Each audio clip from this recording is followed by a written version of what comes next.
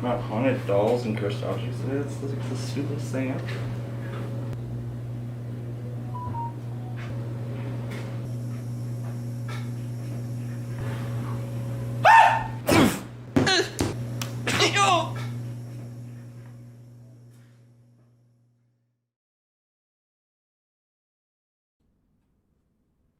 We are good. We're good. What on earth was that? Rosadoo, everyone. Our wonderful, very own personal cursed doll here that we have. Uh, don't worry about the bishop. He has Obamacare. He'll be fine. Probably. Anyway, you know who I am. They love me at Freddy's. They adore me in Relay. From one side to the other, I am Kristoff N. Chester. And tonight, everybody, we're going to be talking about cursed dolls, haunted objects, and all that kind of fun stuff. We're going to be giving a few seconds for people to pile in here real quick.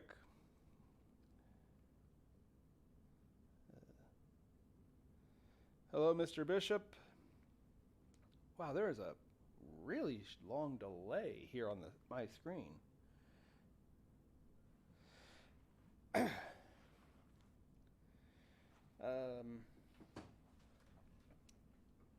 Everything was going so good today, and now it's like really far behind. I don't know. Anyway, though, hello, Wizard. New face in the crowd. I don't know. Anyway, though, we're going to be jumping right into this. And this is going to be another fun one because my notes are so big that actually they cover the entire screen. So I'm going to be kind of disregarding the chat for a few minutes at a time here. Wonderful intro. Well, thank you, Cobalt's Corner. I'm kind of surprised Mr. Bishop's not like, what did you do to my son? Let's see here. Before we get all into this, everyone can hear me fine? We're not having the audio problems from the last episode?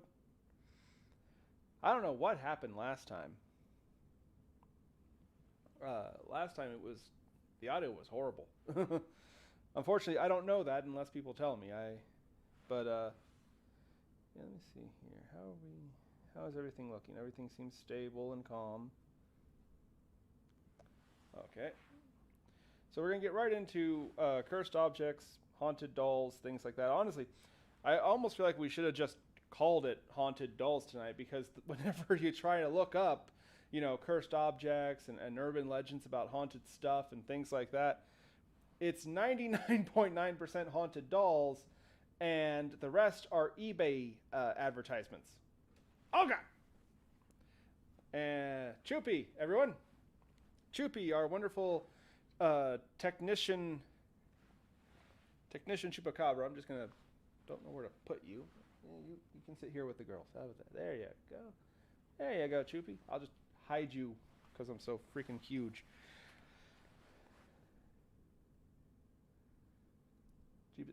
No, you're supposed to be the one that's all-knowing.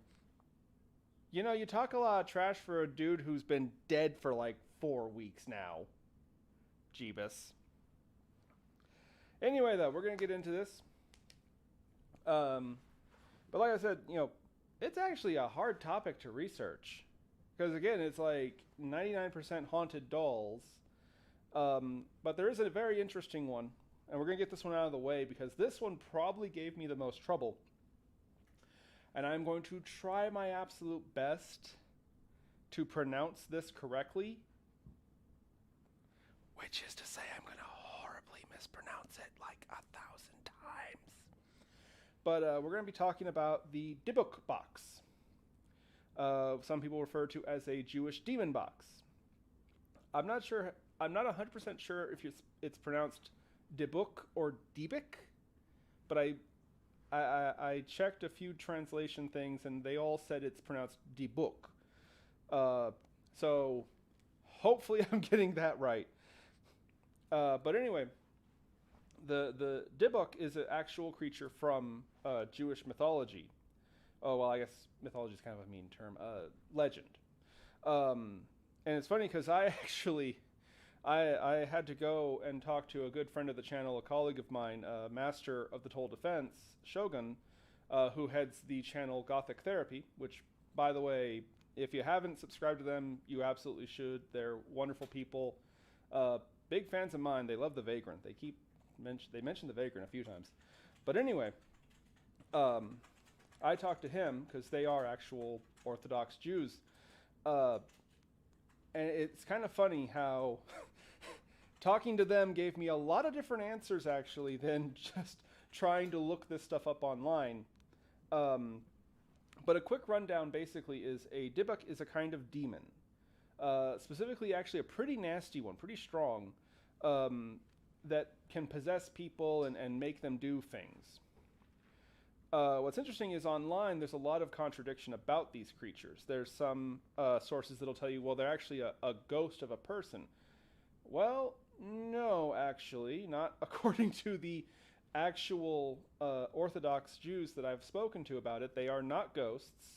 They may pretend to be, but they are demons, and they are, and I'll quote Master here, all around us. So they're very common, actually. But fortunately, they can't interact with you all that much unless you do certain rituals, which is funny because I asked him about these rituals, and he said the only thing he would really say about them is that they are absolutely nuts. And he fortunately has never encountered a Dybbuk himself. But they're very nasty, they're very dangerous. And one common way of dealing with them is to bind them to an object, because that's their whole shtick, that's their thing. They possess people, so you trick them into possessing an object where they can't do any damage. And thus, the Dybbuk box, or Jewish demon box. Now, the reason that this was so much more complicated, because there's tons of stories about them. You could find them very easily. I think, in fact, if I'm not mistaken, and I didn't write this down, but I believe there was a movie called The Demon Box that was based off of this stuff. But the big problem is that some people say that the Dybbuk isn't actually a thing from Jewish folklore. It's slander that was made up to mock Jewish people. I don't understand that, but that's something that I was reading, which is funny because the folks over at Gothic Therapy were like, no, it's not insulting, it's not offensive, it's a thing. Again, if you quote them, they're real. So, but yeah, I don't understand it myself, honestly, because I was reading about it, and some people were saying that how, well, the demon box is anti-Jewish slander because it implies that Jews consort with demons, and I don't see how binding something and trapping it away is consorting. But yeah, there are some people out there who claim that it's anti-Semitic and all this stuff, which it's not. And I'm just going to say a controversial thing right now. I can see the bishop already cringing, but I'm going to say it. Can we stop pretending that Jewish people are made of glass? Seriously, they are a perfectly respectable people in culture and history. Okay? But like, no, it's like, you can't go a few days without somebody claiming something is insulting to Jews, and 9 times out of 10, it's not a Jewish person saying it. You know, it's so weird how people just try to be offended for Jewish people, and it's like, what? I don't get this. I really don't. And I'm bringing it up because it really got in the way of doing research for this episode. Because, I mean, I'm trying to find out what this Dybbuk is and what these boxes are. Because, again, everyone has stories about them. In fact, there are people on, like, eBay and Etsy who sell them, who say, hey, you want to buy this box that a demon is trapped in? I just realized the perfect gift for Jesus on Christmas. Assuming we can find a way to revive him from going to West Virginia. But that's kind of the problem is, you know, it's a very common story, actually, if you go looking for it. But there's a lot of pollution of people trying to say that it's insulting or it's a slander. And seriously, I'm just going to say it. Get over yourselves. Like, the Jewish people don't need you to be offended for them, least of all talking about their own folklore. Now, my personal theory about where all this controversy comes from about the Dybbuk box is actually from a, and I'm going to totally pin a dude here. In 2003, a man named Kevin Manis, I believe it's pronounced Manis, he kind of got famous for being on eBay selling, I'm not joking, what he called a haunted wine cabinet. He claimed that it was used as a Dybbuk box to bind this demon inside it, and he sold it for a lot of money, actually. And he's kind of the where it all started, with people arguing over it's a hoax, it's made up to make the Jewish people sound bad, it's this or that and all that other stuff. And for the record, he made bank on this. Apparently he sold it for a lot of money. We're talking thousands of dollars from what I understand. Only to come out in 2021 and confess that he made it all up. The eBay Dybbuk box of 2003 was a hoax. It turns out that our friend Kevin was actually a carpenter, and he had basically been trying to use eBay as a storefront, but to be completely blunt, his craftsmanship was mid, and he made up a ghost story to try and make it more appealing. He didn't ever give up the money he got, though, so there's that. But anyway, and basically, since then, it's kind of been this really weird topic to even try and look into. Which is a shame, because, like, when I decided I was going to talk about cursed objects, I was like, the Jewish demon box, that just sounds awesome. I mean, I got to talk about that, right? And then I try looking into it, and it's just this arguing and bickering over what's offensive to Jewish people and what isn't. And I'm just sitting here like, well, I haven't offended the Jews yet. I've offended probably everybody else, especially with last week's episode, if you didn't see that one. What was it? It was last week. I called Wiccans bra burners. I'm kind of glad that we only have like 400 subscribers, because if that was actually seen by a lot of people. Sorry, I'm rambling, mainly because the fact that the Jewish demon box, it's kind of like the Skinwalkers. There's not too much lore about them other than like firsthand experiences. It's a type of demon, apparently a nasty one. Like, this is not something you want to play with. So naturally, I'm gonna get Jesus one. And their whole big thing is they possess people, so you have to kind of trick them into possessing an inanimate object so they can't hurt anybody. But like I said, you can find them all over the place, actually. But yeah, the big famous one turned out to be a complete fraud, a complete charlatan. Real quick, I'm just going to put this out to the chat. How bad does your craftsmanship have to be that you improve it by claiming there's a demon inside it? Like, you got to be pretty low for demon to be an upgrade, right? Let's see how many people want to hurt me here. Oh, we've had a really chatty.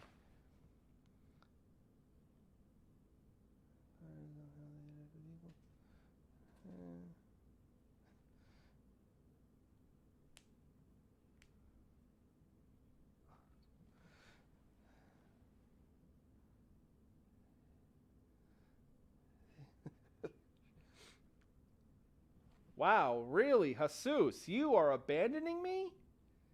You'll go to West Virginia, but you don't want your own personal demon? Shame. Shame on you, Jesus. Haunted teddy bear. You gotta do what you got. Hold on. Tara, are you actually defending this guy, Tara? You have to do what you gotta do to make sales. Personally, I just don't see how saying it has a demon in it is a good thing. I just now, after like a weeks of hunting this down and trying to learn about it and asking people about it, I suddenly realize,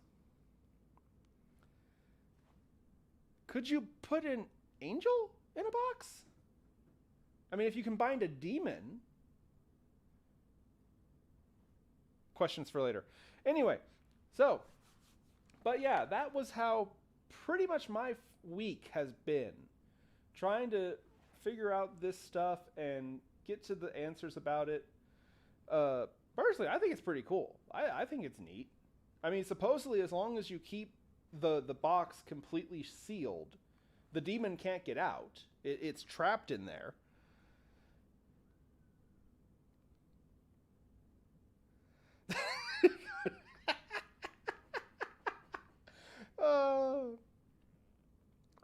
Jesus. Anyway, though, as long as you keep the box sealed, the demon can't get out. So I don't know. There's a part of me that almost says that'd be kind of neat. I wouldn't do it. I mean, we have enough cursed stuff here. The scary thing is actually I almost feel like it's moved. Rosie, you good over there? I'm not. I know everyone's going to be thinking I'm playing it up and making a joke. No, I'm dead serious. I could have sworn when we set that doll up, it was pointed towards me, and now it's actually pointed towards the corner with the bishop. Oh, for the record, that intro, don't worry. No stuffed animals were harmed in the making of that project. The bishop's going to be okay, though. He'll be fine. People are going to be asking, like, have the bishop show up holding the current newspaper or something. Anyway, though. So, that tangled mess of contradictions and opinions and virtue signaling and stuff is out of the way. We're going to talk to...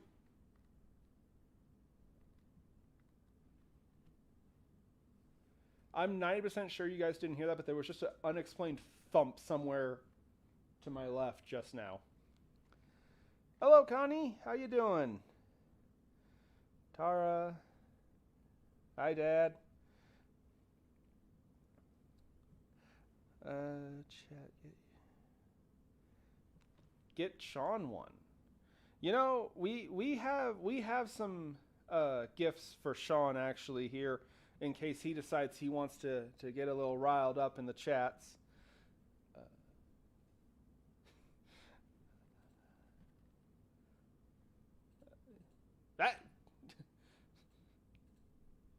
But anyway, seal might have to be redone once in a while.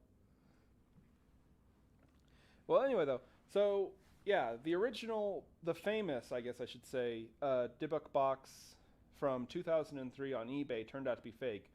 But this next topic we're going to be talking about is a little bit harder and much more famous. In fact, honestly, I'm going to be disappointed in you all if nobody recognizes this name.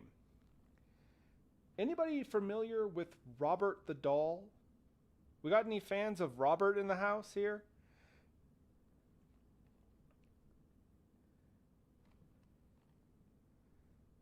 Someone is right now Googling this, like, and going to totally pretend that they know what I'm talking about. Yeah, so, Robert the Doll is pretty fun little ghost story. It's interesting because some people actually argue Robert's not haunted or evil or anything like that. It's funny. Hold on. It's funny. There are some people who claim that Robert's actually a nice guy. It's just that people tick him off. But we'll get to that in a second here. Just like Rosa do. I'm going to have to close the chat real quick here. Okay. So, Robert the Doll, from what I found, apparently dates back to 1904. He was given to a man with the same name. He's actually named after his original owner, Robert Oto, I believe is how you pronounce it. The funny thing is, the original owner was scared of him. He thought he was a creepy looking doll, so they actually hid him away in the attic. And it wasn't until 1930, when Robert Odo died, and his son was like cleaning out his house, he found Robert locked up in a trunk. And his son kept the doll until he eventually died in 1974. After that, it was actually sold off.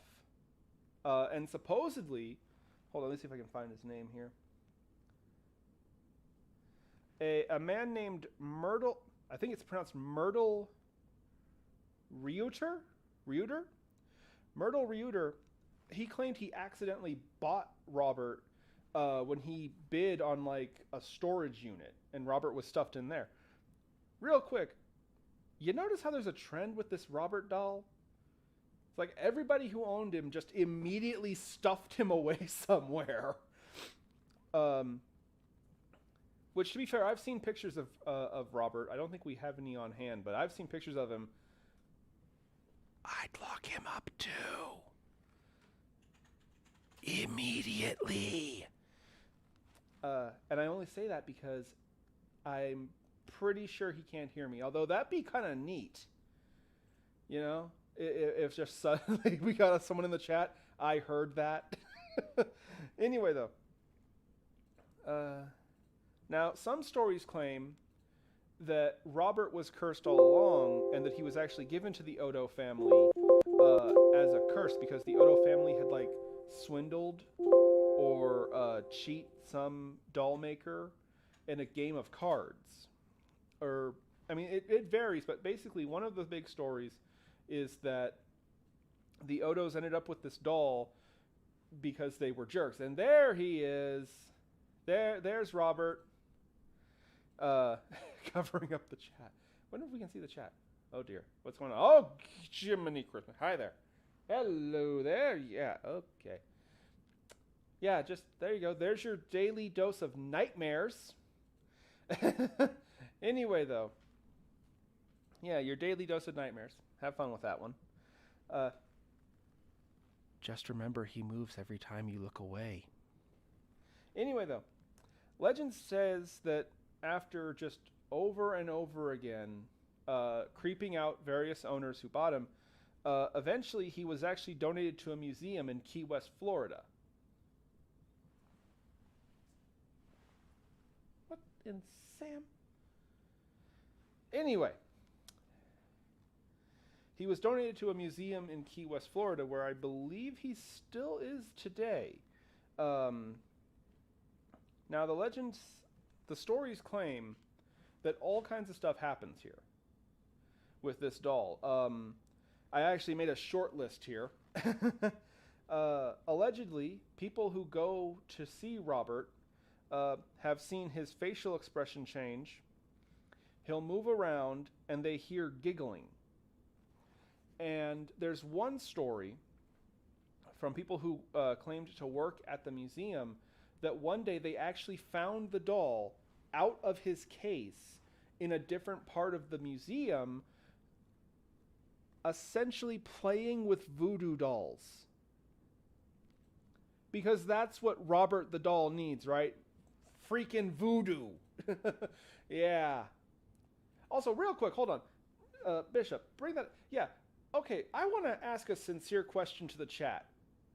How the hell does that thing's facial expression change? It ain't got a facial. Am I the only one who ever looked at Robert the doll and was like, how would you know? How would you tell? Also, real quick, how many people would move out of their house if they found that in the attic? I'm not going to get rid of I'm not getting rid of that doll. I'm going to go and just leave. I mean, that is... Nope. Ah, yes, I see. It appears to be a artifact from the Hell No Dynasty. Very old. Pack your bags, honey. And then you're gone. Anyway, though, but supposedly, despite all his mischief and hijinks, a lot of the people who actually like work at this museum in Key West will swear up and down Robert won't do anything bad to you as long as you're respectful. Now, what does respectful mean? I'm not sure. But there is a laundry list of horrible things that have supposedly happened to people because they were disrespectful to our good buddy Robert, who is, by the way, an adorable doll. Absolutely charming and sweet.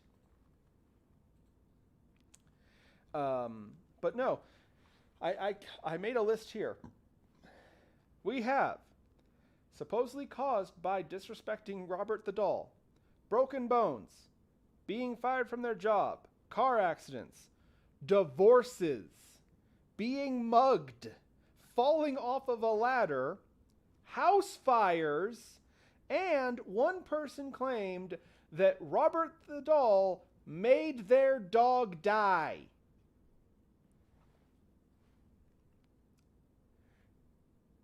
How do you what do I even say following that sentence? Robert the doll made my dog die.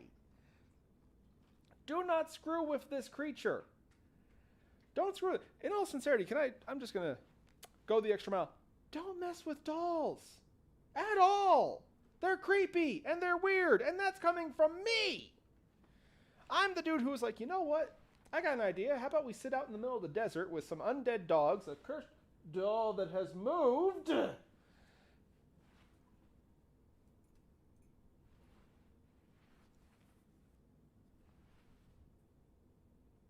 I'm not sure I'm comfortable with her being behind me anymore.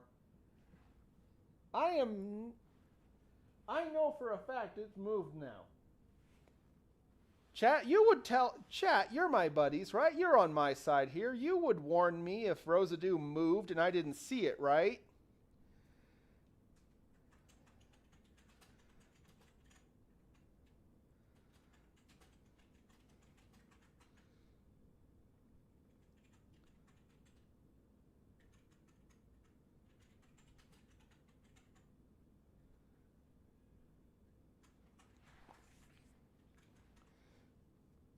And suddenly everyone's quiet now. Of course. Anyway, though. No, supposedly Robert the doll, yeah, he's very dangerous, actually. But everyone who works at the museum swears up and down, oh, he's harmless, he's funny, he's fine. It's if you're rude or disrespectful to him. You know, I feel if you're going to kill someone's dog for crossing a line, you need to establish where the line is.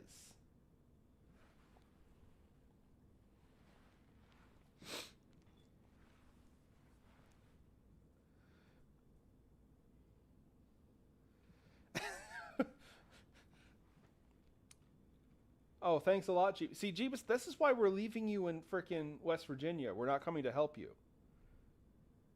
Just abandon me, leave me with the cursed doll. And what are you two doing? Man's best friend. Anyway. But yeah. Yes, real quick, I saw someone mention in chat. A lot of people claim that Robert the doll is the inspiration for Chucky. Which, by the way, I love those movies. I actually like Child's Play. I think they're really funny movies. I don't know if I'd say I like Chucky more than Freddy Krueger. I'm not sure. It's close, but I think I might like Freddy a bit more. Freddy's a bit more charming and funny. Sadly, his original actor, Robert, ironically, Robert Englund announced his retirement the other day, which sucks. But, it's okay. I understand. Still love those movies. By the way, the remake doesn't count. But speaking of movies, I'm talking about movies because we have the next one. Technically, I was in Virginia.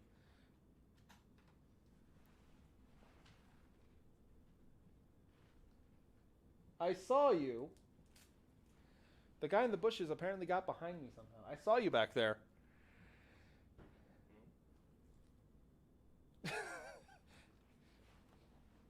Anyway.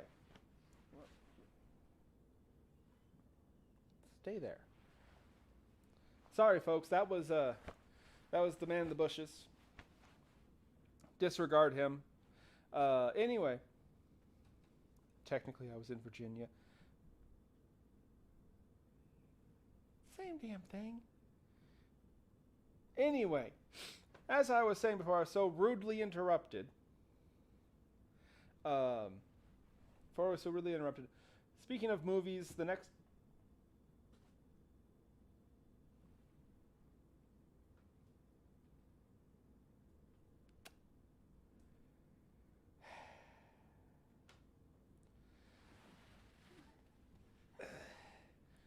No one did it to you that time. Oh, yeah, sure. Choopy, you want to give me a curtain here real quick? There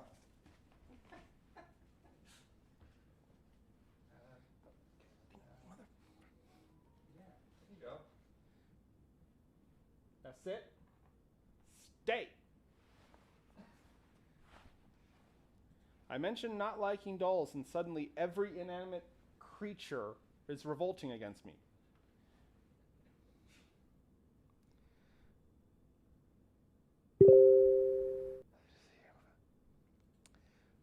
Oh, I'm glad you're all having a wonderful time.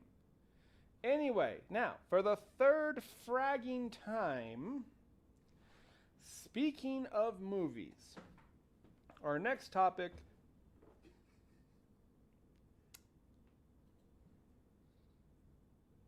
I'm not going to acknowledge it. That was quiet, you. Anyway, the next one we're talking about, show's going a bit long for some people, it would seem.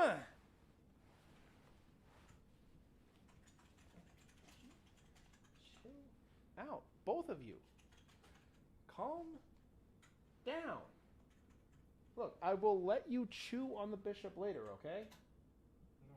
Be good. Yeesh. Send them to me. Stop it! No, they're mine! Jiminy Christmas. Every episode, it's an unwritten rule. We will mention not going to West Virginia, and Mr. Bishop will make a plea for getting my dogs. It's not happening, dude. And for the record, you are not in the will. Perfect timing. Yeah. Anyway. Now, fourth time. Speaking of movies, our next topic is the real life example, the real Annabelle. They can't live anywhere. They're undead. Anyway, Annabelle. This is another one that I honestly kind of didn't want to cover for a couple of reasons. One, I don't like the Conjuring movies. I really don't. Two, I don't like dolls. Just making sure. I'm not a big fan of dolls. And three, here's the funny thing. You guys can't see it, but the bishop has the most weirdly frightened look on his face. Yeah, I guess Famine and Gluttony are just big fans of Annabelle, and they were so excited that I'm going to mention her. Well, I hate to break your unbeating hearts, but it turns out that from all my research, the real Annabelle was a hoax. I know, right? The 12 Conjuring fans are like screeching at me in rage right now. Anyway, so here's the problem with Annabelle. I tried to read up about it, and I found next to no answers about this thing. In fact, actually, I heard a lot more about the people who tell the stories, or told. They're both passed away now. There's more information about the people who owned her than the doll herself, and I'll explain what I mean here. I'm going to have to close the chat real quick. Be quiet. Okay, so here's the deal. Annabelle was originally featured in the Museum of the Occult, which was owned by Ed and Lorraine Warren. Hopefully I'm pronouncing that correctly. Lorraine Warren, which some people call the Warren Museum of the Occult. Anyway, though, now they were the ones who started the story. They actually charged $13 for a tour through their museum where you could see Annabelle and a bunch of other supposedly cursed objects and dolls and stuff. They told the story that in 1970 a nurse was given the doll. No mention of what the nurse's name was or why she was given the doll, but she was given it to her, and almost immediately her and her roommate realized that weird stuff was happening around their house. Objects were moving without anyone helping. Things were going missing, and they were having weird nightmares. Now, they gave Annabelle to the Warrens because they believed that the doll was possessed by the soul of a little girl who died while under their watch, because they were both nurses. There's a few problems with that. For starters, the Warrens themselves were notorious flim-flam artists. Tons of credited paranormal investigation societies, organizations, colleges, professors, pretty much anyone who would have any level of authority said they were frauds. They were fakes. The British Society of Skepticism, in fact, I believe it was the British Society of Skepticism. I think it was the British. Anyway, literally described their museum as a who's who cares of spirit Halloween stores, filled with cheap novelty props and half-baked Boy Scout ghost stories. Which, by the way, I'm just going to throw this out there real quick. Who decided Boy Scout was an insult? Seriously, I would not want to PO a Boy Scout. Those are little boys who know how to hide bodies. Just saying, Boy Scout is not an insult. It's a threat. Okay? Anyway, back to my point. The Warrens got in a lot of trouble throughout their entire careers, actually. And from what I understand, I kind of feel bad for the husband, Ed. Supposedly he was very adamant, very faithful. He believed in all this stuff, and a lot of people say it was actually Lorraine, his wife, who was really the con or the charlatan.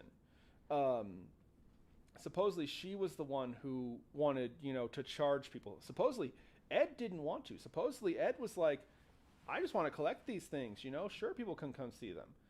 She was the one that put the charges to it. But yeah, they were not popular. They were very criticized. Tragically, Ed died in 2006. And it's kind of weird because he died in 2006. In 2007, a woman named Judith Penny claimed that he actually was a sexual predator, and he had slept with her back in 1963 when she was a child, which did not help their reputation. Get back up there. Get back up there. Anyway.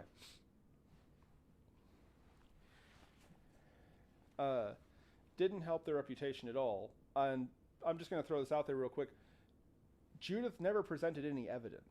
It literally was just something that she, 11 years after his death, just suddenly claimed. And that's all I'm going to say about that. That is it. But his wife, Lorraine, she kept the museum going until her own passing away which, interestingly enough, she also passed away in 2017. After that, the ownership of the museum fell to their daughter, Judy, who closed it. And now, honestly, nobody knows where any of their artifacts are. Some people say that it's still in the building, it's just all sealed up. Other people say that Judy actually just got rid of it and destroyed them. I couldn't find any verified information myself personally. But yeah, Annabelle, from every bit of evidence and perspective, was a fake. Which, of course, everybody knows the movies in the Conjuring series, where they make the doll completely different. The actual Annabelle doll is a Raggedy Ann doll. And I guess for some reason they had to actually change the way the doll looks for those movies, because there was some tangle up with copywriting. And personally, yeah, I'm going to be honest, I think those movies are absolutely terrible. So I wouldn't want, if I made a doll, I wouldn't want it associated with those movies. That's just my personal opinion. But yeah, no, the actual Annabelle doll, from everything that I've been able to find, was a complete deception. It was a story made up to sell something. There she is.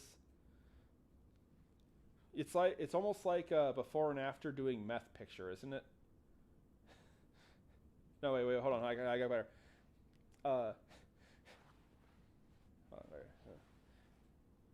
This is your brain. This is your brain on crack cocaine. Anyway. Yeah, get out of here. Go away. We got enough weird moving stuff as it is. Anyway. This is going to be the episode that everyone's going to be like regretful to just listening and not watching, because I keep constantly making noise and reacting to things and stuff like that. And it's like, they're not going to get what's going on. Seriously. This is not the time to mutiny. I swear, if I get a letter saying they want to form a union. Anyway, what's the chat looking like? How are you guys in the chats doing? And now my computer is acting weird. Okay, seriously. Hold on. Okay, hey. I think things are working finally. I used to have a Raggedy Ann. Really, Tara, you had a Raggedy Ann? I do not remember that. I mean, did you get rid of it before I was around? Because I'm not remembering a Raggedy Ann doll. I remember our grandma who lived up in Eureka collected those damn porcelain dolls. I hated those things. I hate porcelain dolls.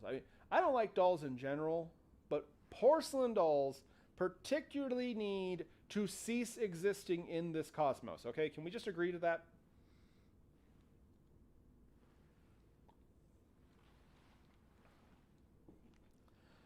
I hate those damn dolls. Anyway, though. I'm watching you. Anyway. But, yeah. I was personally disappointed. Oh, you had them too, Connie? Okay, easier question. Did anyone not have a Raggedy Ann doll? Why are you shrugging? Never had one. Mr. Bishop, can we confirm this?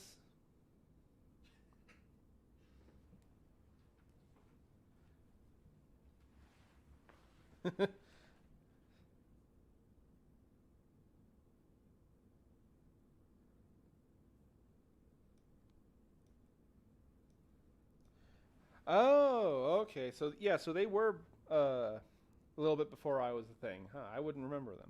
Okay.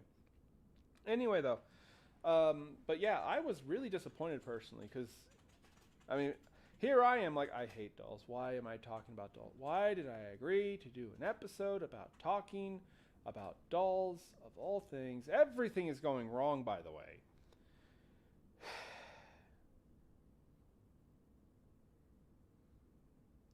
Okay, Mr. Bishop says that, no, you never had one, so okay, I believe you.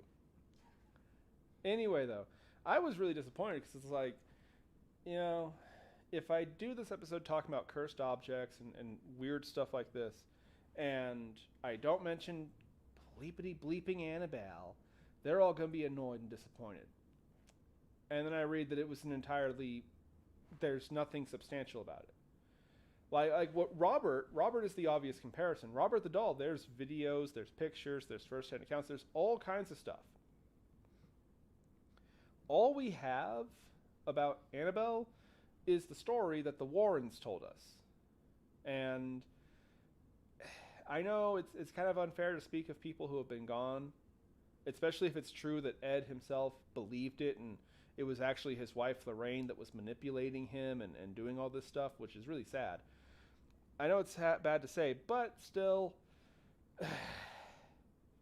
there's nothing there. There's no substantial evidence. There's no anything. Hell, the story of the Warrens themselves doesn't even add up. Because, I mean, okay, who was this nurse? Who was the child? They claimed that a psychic medium told them that the soul inside the doll called itself Annabelle, and that's how the doll got the name. But it's like there's so much, unanswered questions, and the story kind of doesn't add up. Because again, okay, so the doll was possessed by a patient who died. Okay, how did they get the doll in the first place? Who gave it to them?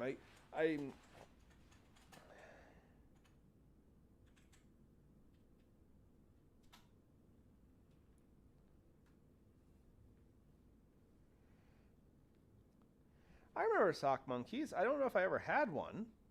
19. Well, hold on, Tara. When was the Depression? The Depression was the 30s? The 30s into the 40s? Because there's the whole thing about how World War II ended the Depression or something like that. Yeah, thank you. Late 20s, mid 30s. Personally, I argue that the Depression actually started earlier. I am content to die on the hill that the 20s were not a good point in American history, actually. Terrible excess,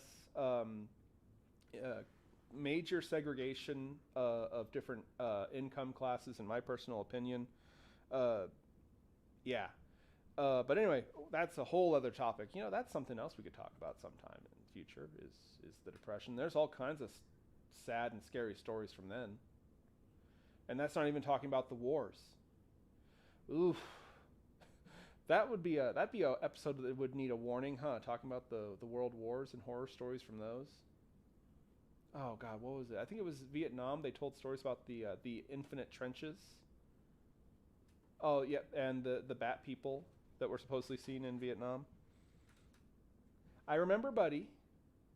Oh, the gigantic snake. Yeah, I remember Buddy. I didn't have Buddy long.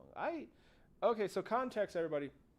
When I was really little, I had this random little stuffed doll that was named Buddy. And I vaguely remember he had red hair and overalls.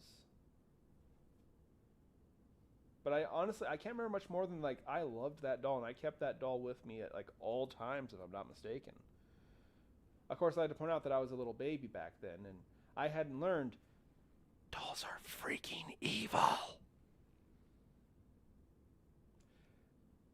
Excuse me. That's the third time I've said that, and every single time the bishop over there in the corner gets offended. You were attacked by one, and you're going to defend them? Seriously? Oh, God. Damn. Baloney, everyone. This is Baloney. One of the many, many little stuffed critters we have running around out here in the desert.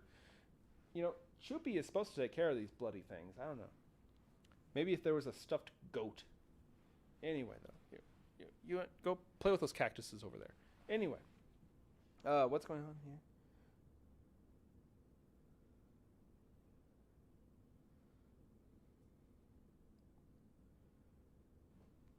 Yeah, I remember the suicides in Wall Street. Um, but anyway, we're getting kind of off topic here, even though I did kind of want to talk for a second, and because Annabelle was a big dud for me. I mean, it's like come on, they made a series of movies about this doll. There's got to be something, right? And it's a complete fabrication hoax. Most likely, probably inspired off of Robert, actually.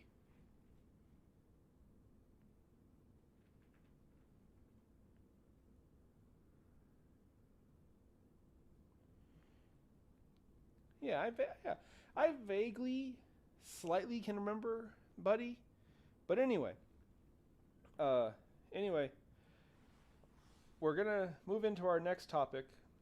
Real quick, hold on a second here. Uh, Jesus, are you still in the chat? Can you hear me, Jesus?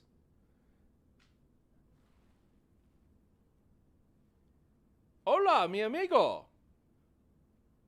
Buenos dias, morte señor. Sorry, that guy in the bushes keeps bothering me. Anywho's, seriously, if Jesus was here in the chat and then he leaves, literally when we're about to talk about this next topic, I am going to be so mad at him. No, I can see him a minute ago. From what I know, it was a gift from someone or someone of the moms of the nurses, blah, blah, blah. Okay. Well, either way, Jesus, you better be there. Wait, Bishop, you had a sock monkey? I forgot all about it until literally my dad mentioned it, and I vaguely remember it. I was like 2 or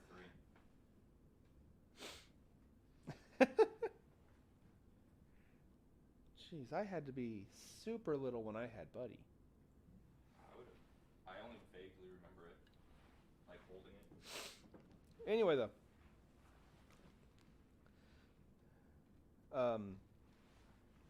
Yeah, next up we're going to talk about the mecca of haunted dolls. The big one, and I mean that in terms of literal mass. All kinds of noise going on over in the distance. Anyway, the Isle of the Dolls. And do not ask me to say its name in actual Spanish because I don't have a bloody clue. I literally can say like hello and you're a dead man in Spanish. That is about it. There you are, Jeebus. Good, Jeebus. What was it? He missed something else we were going to talk. I remember there's a little La Llorona. You missed La Llorona. Well, here we are. The Isle of the Dead. Or not the Dead. The Isle of the Dolls. Seems kind of fitting to actually mention it. But, so, the Isle of the Dolls. And I found some kind of contradicting information about them, actually. About the Isle. There's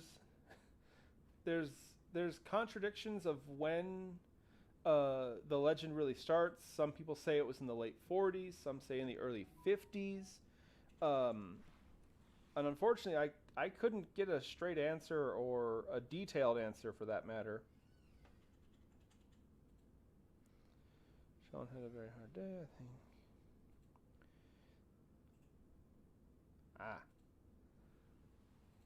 Anyway, though, it was owned by a man named Santana.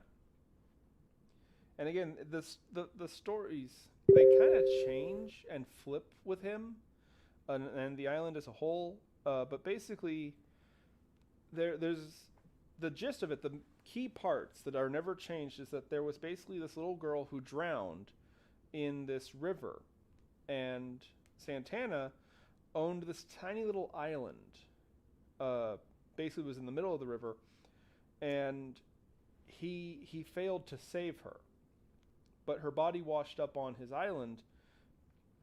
And the story branches in a few different directions. In some versions, it was actually his granddaughter who drowned. In other versions, it was someone he didn't know. It was just a random little girl. But basically, the The stories say, some versions say that he felt bad because he didn't save her, and so he started putting dolls on the shoreline, kind of like a little altar in her memory. Other versions of the story say that he claimed the girl was haunting him because she blamed him for dying, and so he was bringing dolls to her to appease her. And that's what kind of sucks. Is like I couldn't get a straight answer. This is just like with the Dybbuk box. It's like everybody has a different version. But Santana passed away in 2001. He had a heart attack. And some stories claim that he actually was found at the altar that he made for the little girl. With, of course, some people saying the ghost attacked him, stuff like that. But what is confirmed is he died in 2001. He didn't have any family or heirs. There's technically nobody owns that island anymore. And a lot of people don't want to go there. I did read one interesting story, though, while I was reading it, that there was this one guy. He's a fisherman. I can't remember his name. I didn't write his name down. I'm terrible at keeping notes, by the way, if you couldn't tell. But there's this one fisherman who lives down there by the island. And he says that for 2 cases of beer, he'll take you to the island. And for a 3rd case, he'll come back and pick you up again. But some people go there to leave dolls as well. Either in memory of Santana or in memory of the little girl who died. Some people also will go there and and leave cursed dolls that they think are cursed. Hint, hint. Hope you guys know Mexican.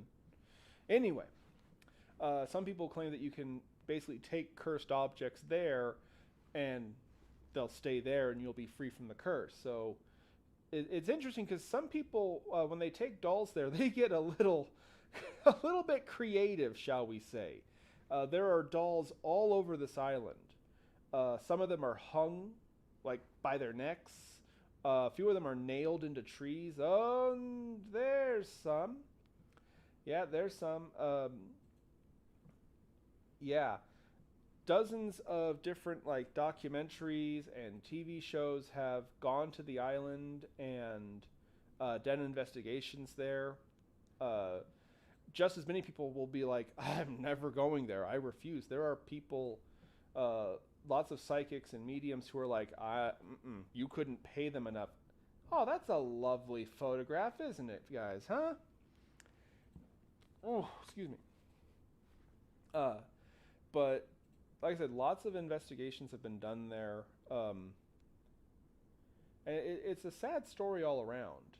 What's interesting is that the house that Santana had, if I'm not mistaken, it was actually turned into kind of a museum. And this is, again, where the stories kind of contradict, because, yeah, his house was changed into a museum. You could actually go there and, like, look around, and it has, like, in a glass case, the first doll he ever owned, the original doll that he took down to the river for the little girl. There's portraits and all kinds of weird stuff. But, I mean, it's open to the public. You could go there if you really wanted to. You'll have to bribe somebody with a boat to go there. Because, again, there's no actual owner. As far as I know, nobody actually owns the island or owns the property. I guess technically it's just the Mexican governments. I don't know. But, like I said, a lot of people still go there to leave dolls. They claim that you can use it kind of to dump cursed objects yourself. Which, that's actually kind of an interesting question. Our dear friends in the chat, esteemed people in the chat, would you leave a doll at the Isle of the Dolls? See, I feel like that could backfire. Like you leave a doll there, you're opening yourself to that place's negative energy. I mean, or maybe leaving a doll there would be a way to protect yourself. I don't know. It's one of those weird ones. But yes, it's a much more recent legend, a much more recent thing. This man, this Santana guy, he only died. Wow. I say only died recently, and actually, I think about it. We're in 2023. He died in 2001. That was 20 years ago. I was in 6th grade back then. But anyway, yeah. What say you guys? Would you leave a doll at the aisle for the little girl or for Santana? What do you guys think? What about you?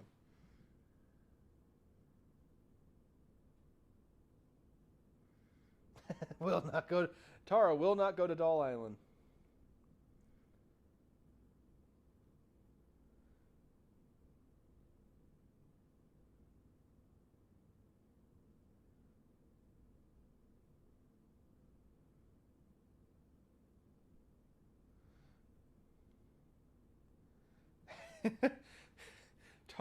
Tara, for those in the chat for those who can't see it, Tara is like adamantly going, no, nope, not going anywhere near there. She's the one that likes dolls, by the way. I'm the one who doesn't like dolls. She loves them.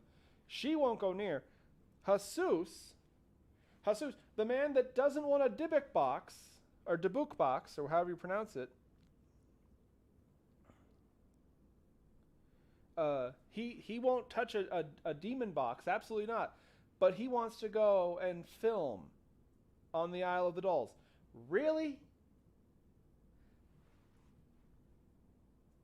It'd be easier to get you a demon box. In 2000. Yeah, it's like it's weird how time works, huh? Because you sit there and you realize, wow, it actually was a while ago. Ugh. Don't get old, kids. It's a trap.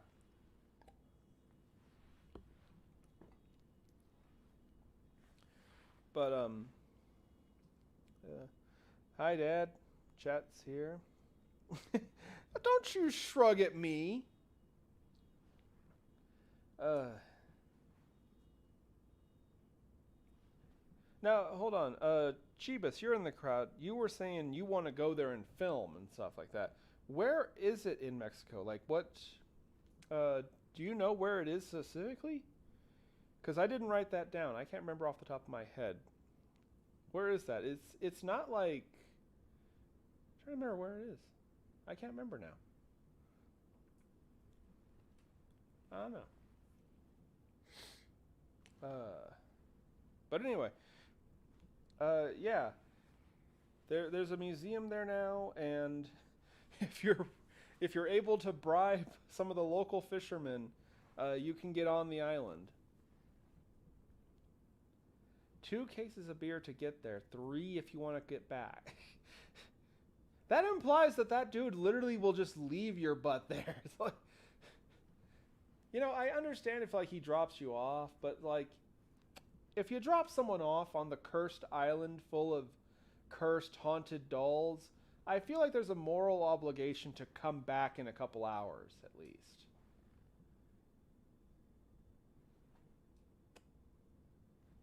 I wonder if it matters what kind of beer. You bring him like 2 cases of Bud Light, he's like, oh, I'm leaving them there.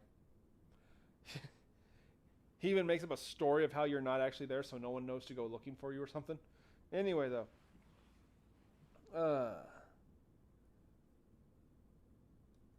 What's going on in the chat? Yeah, tonight's been kind of a quiet night for you guys. But, yeah, no, cursed dolls, cursed, all those dolls. Anyone else kind of sick of hearing about dolls, actually? Anyone else ready to, if I remember correctly, it might be near Mexico City. Mexico City. Okay. I kind of think I know where that is. Or somewhere on the coast. Hey Bishop, if your Rosadoo wounds have healed, you want to look that up real quick? Where is the Isle of the Dolls? I know it's in Mexico. But I'm saying, but Jesus is saying it might be somewhere on the coastline, somewhere near Mexico City.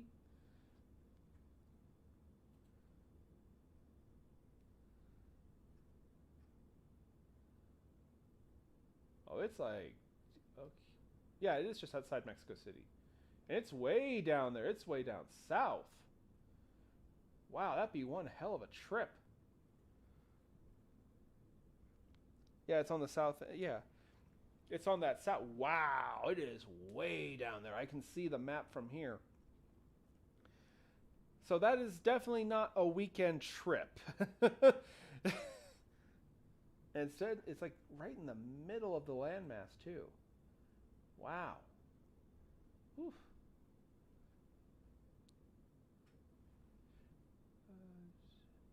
But anyway, I don't know. I guess I wouldn't mind.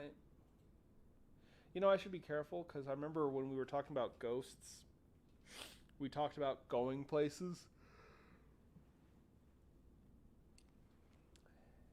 And see, now I'm sitting here thinking, like, which would be worse? Having to spend the night in Missouri State Pen or going to the Isle of the Dolls? You know, I'm going to be honest with you, I'd take Missouri State. I don't like dolls.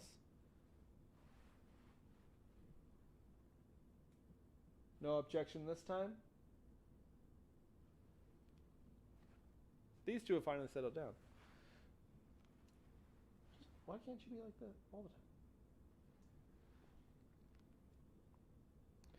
the time? But anyway, yeah, I think we've talked enough about cursed dolls. How about some cursed rocks? Yes, there are cursed rocks. I'll go to the state pen too. Yeah, my sister knows what's going on. But anyway, yes, no, cursed rocks. This is a big one. Now I'm trying to remember which island it is specifically. And my mother in the chat might be able to help me out here. There's an old legend about when you visit the Hawaiian Islands, do not, under any circumstances, pick up any volcanic rock. This is a story that I've heard many times. My mother, who loves the Hawaiian Islands, she was always joking about that. She was always joking about going there. She did actually go to Hawaii, now that I think about it, once. But Mom, if you're in the chat, did you take any of the supposedly cursed volcanic rocks from Hawaii? No,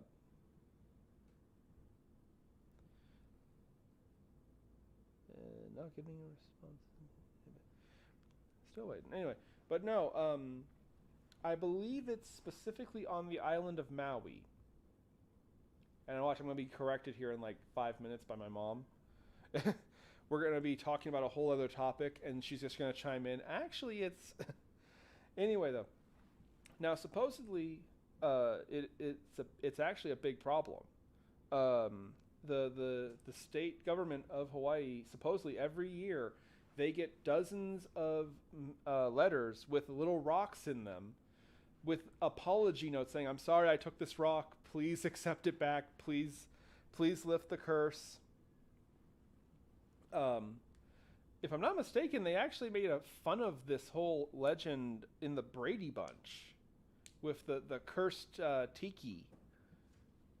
I might be thinking of some other sitcom. I think it was the Brady Bunch, though, that made fun of it. Or Happy Days. It was either Happy Days or Brady Bunch that made fun of the cursed Hawaiian tiki, which was a reference actually to don't take the volcanic rocks from Hawaii. Yes, as my mother stated in the chat, it ties back to this old deity that they had on the island, that they used to worship on the island, named Pele, I think is how you pronounce her name? Pele, who's kind of like a volcano god. And supposedly, if you take one of her volcanic rocks, you will be cursed. And it's funny. These are kind of up there with like Robert the Doll level of things will happen to you. People who took rocks from Hawaii, of all the things to get cursed for, of all the things, right? You know, you pick up a rock, and you get cursed. And one person claimed their house collapsed. Actually, hold on a second here. Let me double check my notes. Yes, there was a man who lived in California of all places, who took a volcanic rock while he was visiting Hawaii, and we don't speak of that rock. Oh yes, that rock. That rock. That rock that I will deny any connection to because very bad things happened after I picked up that rock. And for the record, no, don't ask. I am not going to go into greater detail. You can just all forever wonder what the hell I'm talking about. Back to my point. This man in California, he took a volcanic rock, and shortly after he returned to California, his house was like directly on top of this major earthquake that literally made it come crashing down. Fortunately, he wasn't actually in the house at the time. He was at work. But yeah, there was an earthquake, and he came home to a pile of rubble that used to be his house.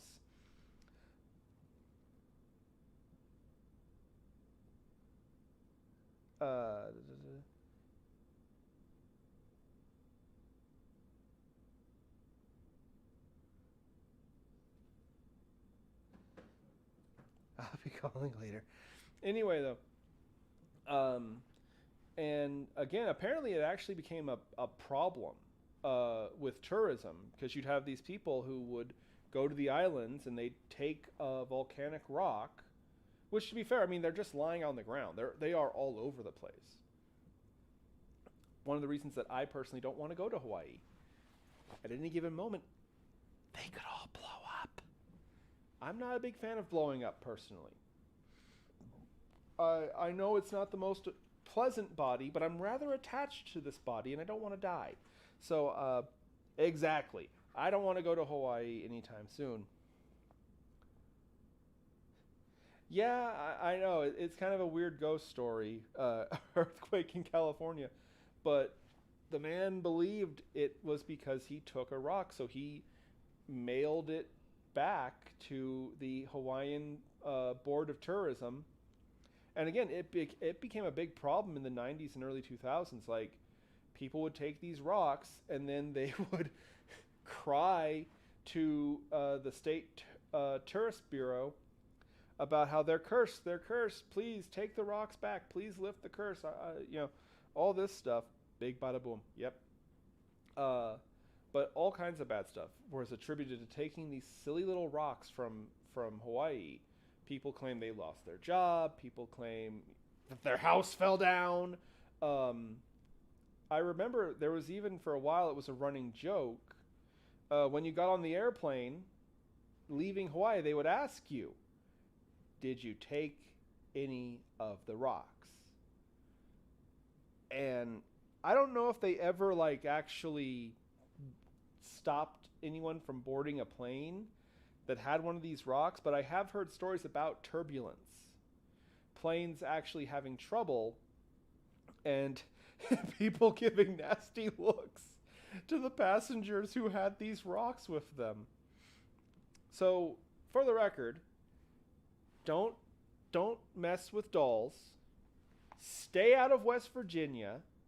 And if you go to Hawaii, leave the damn rocks on the ground. Okay?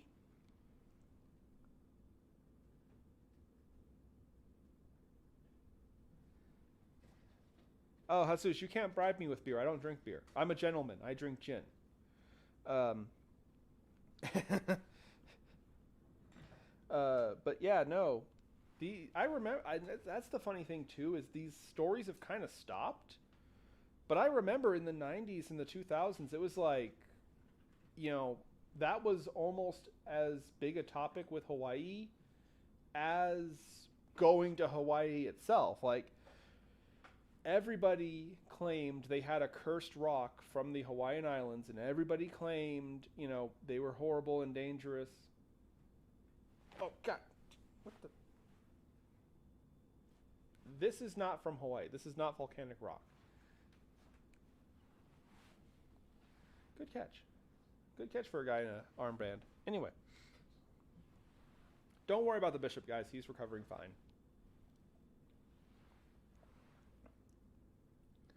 It looks like a butterscotch. I haven't had butterscotch candy in a long time. I like butterscotch, personally. Not as good as chocolate. Yeah, that's the weird thing. I like chocolate. I like butterscotch. I do not like butterscotch covered in chocolate. The people who are just listening to this and won't be seeing the chat are going to be like, what? You never hear about cursed candy. Yeah, no. Candy's great. I've never heard of cursed candy. I've heard of cursed rocks. I've heard of cursed dolls. I've heard of cursed video games. I've heard of everything has curses. You never hear about cursed candy. Yeah, my mother went to Hawaii in 2002. She didn't pick up any rocks. Real quick, Mom, did they actually mention that to you? Did they mention, like, the rocks being cursed and how you shouldn't take them? Did they mention it to you or make a big deal about it? Because I remember that was something people were always talking about with the cursed rocks of Hawaii. And I want to say it was like really strong. The talk was like Maui was like the worst island. If you have to take a rock from Hawaii, take it from any other island but Maui.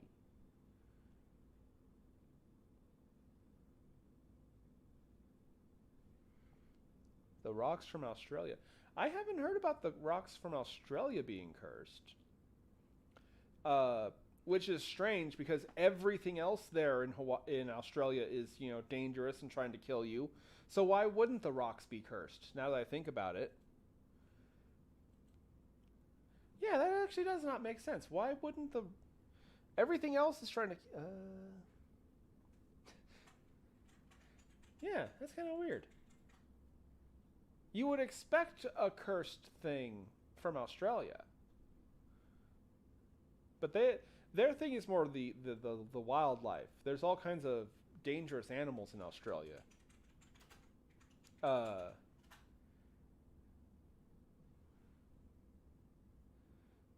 Trying to think, the one of the bigger ones I know of is the Tasmanian devils, which actually aren't from Australia. They live from they originate from a small island off the coast of Australia.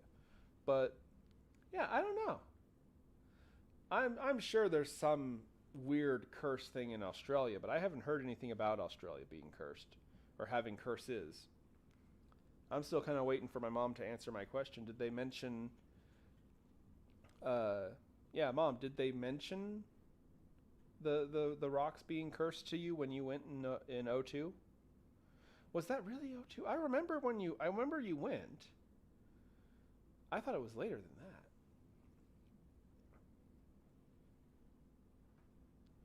But yeah, don't mess with Pele and her rocks. Trying to think, what are some other cursed things? Of course.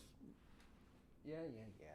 Of course, probably the most legendary cursed object is, of course, the Egyptian mummy tombs. No, not that you recall. Okay, so they didn't mention it to you. They didn't mention it to her. How much you want to bet the people there in Hawaii were just like, yeah, pick it up. Get the curse. Go on, tourist. Get it. I mean, personally, me, I can barely stand the people that moved here, a couple of years ago because of the marijuana laws. I could only imagine what it's like in Hawaii with the tourists.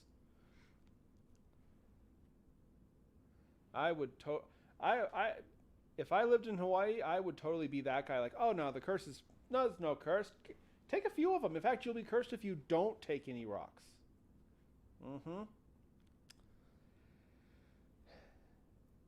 But yeah, anyway, King Tut's tomb is one of the most infamous cursed tombs. Part of me has to say, it shouldn't take the threat of a curse to make you agree to leave a dead thing alone. It's like, I get the historical value inside those tombs because a lot of them were like shrines, really, to these people, to the various pharaohs and so on. So I get it, but at the same time, I have to question the logic of anyone who goes into a tomb, sees the big sarcophagus coffin thing, and thinks, I'm going to open that. Don't do that, okay?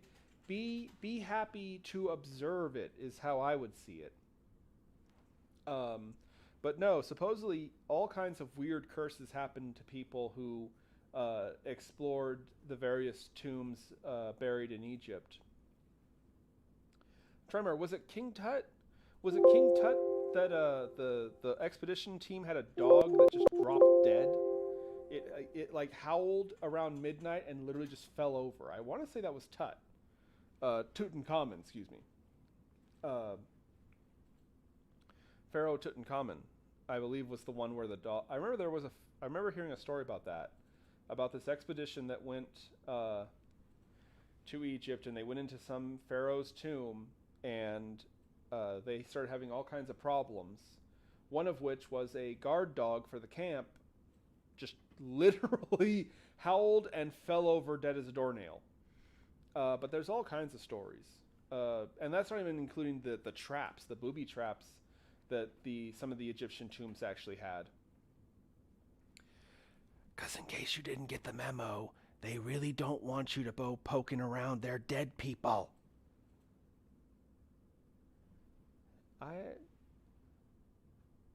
Tara, that's a weird question. Personally, I'm more confused about is there anyone who would want to see my dead body? I mean, most people don't even like seeing me as it is. You want to see me dead? I know I have this radiant face of a saint and all that, but like after a few thousand years, I'm pretty sure I'm not going to look cheeky. What are you looking at, Bishop?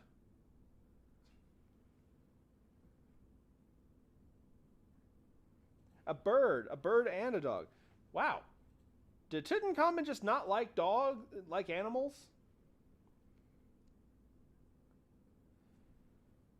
Okay, see, now people are talking in the chat. It's like, no, there was a person who died and the dog mourned him. Personally, it's like, but the point is, there's it's a dime a dozen for these kind of stories about the Egyptian tombs being cursed and all kinds of bad stuff happening.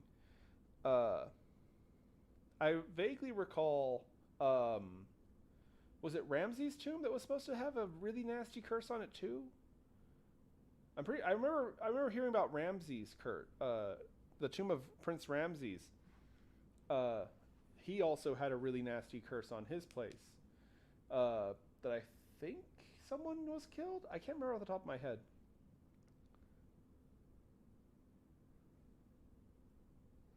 The Egyptians buried their wealth with them, which, I could see protecting. Like I said, I don't know. I get the idea of exploring these places and wanting to see what's in the tomb of Prince Ramses. That'd be cool. That'd be really great to see. I wouldn't touch anything. Not for fear of a curse or something. It's like I would. Okay, I have never felt that temptation, so maybe I'm wrong, but like, I'd like to think that I would be content just being able to see it, that I wouldn't need to take, Prince Ramses' scepter or Tutankhamun's crown or something like that. That's right. Yes, Tara. Prince Ramses was a monster and Courage the Cowardly Dog. I loved that show, although that was one of the weirder episodes. What was that? The Slab. Return the Slab.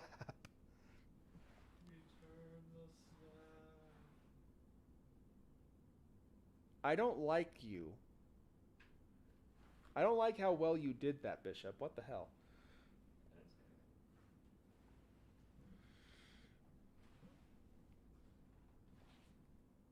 Seriously. Isle of the Dolls. I mean it. No. Just waiting for them to fall on me again.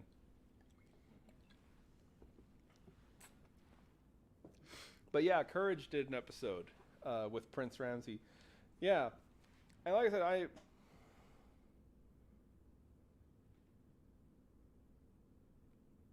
was that Ramsey? There you go. My mother pointed out, yeah, Ramsey was the one that supposedly got up and walked away. I remember in Universal Studios, black and white film, the original, The Mummy, that was a scene. And this guy like went insane because he saw the mummy just wake up and leave. I haven't watched that movie in a little while, actually. I should watch that again. It's never a bad time to watch the old Universal classic monster movies, by the way. Another bit of wisdom here from your friend. Yeah, we have that beautiful, beautiful collection box. But anyway. Oh, good night, Dad. We'll see you next time, okay, buddy? You get some rest.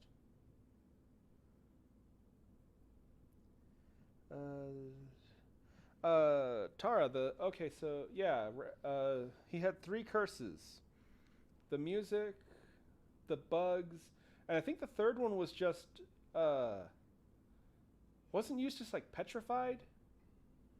He was like turned to stone or something like that? I think was the third one.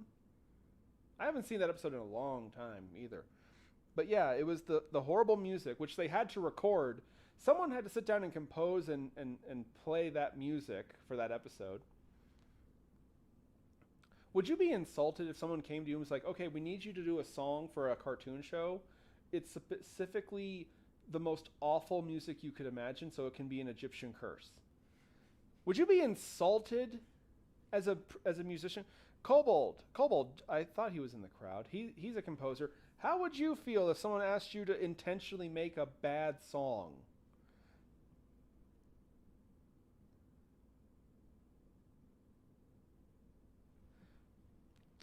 You know, I guarantee you he this is when he's going to be not looking at the screen or something, or busy doing something else, and he's not going to answer me. No, Tara. The episode where he got wrapped up like a mummy, that was the Aztec mummy. Where they had to like live past lives and stuff like that, I think. I loved that show. Weird, gross animation, I will admit, but it was charming. And it was just the kind of weird stuff that we like around here.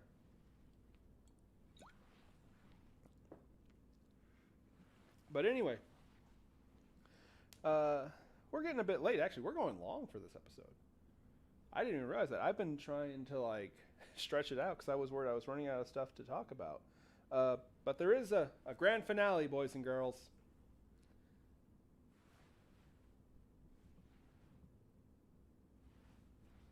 Behave yourself. You guys too. Especially you. This is what I get for having a monstrous crew working with me here.